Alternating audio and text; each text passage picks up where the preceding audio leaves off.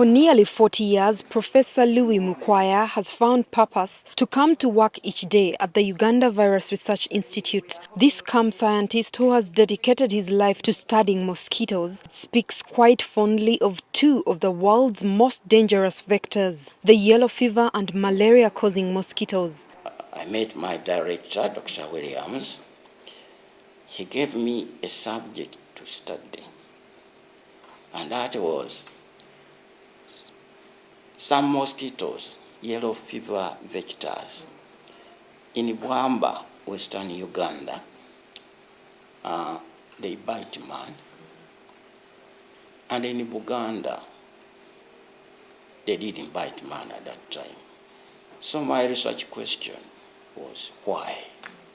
Professor Mukwaya is an expert in the branch of science that studies insects, also known as entomology. As a fresh graduate from Makerere University, Professor Mukwaya set foot on the grounds of the East African Virus Research Institute, now the Uganda Virus Research Institute, in 1965. He has never left since then. The professor has conducted extensive research on the breeding, feeding patterns and genetics of mosquitoes. These findings with this mosquito, Aedes simpsoni, have helped us to understand the epidemiology of yellow fever in Africa.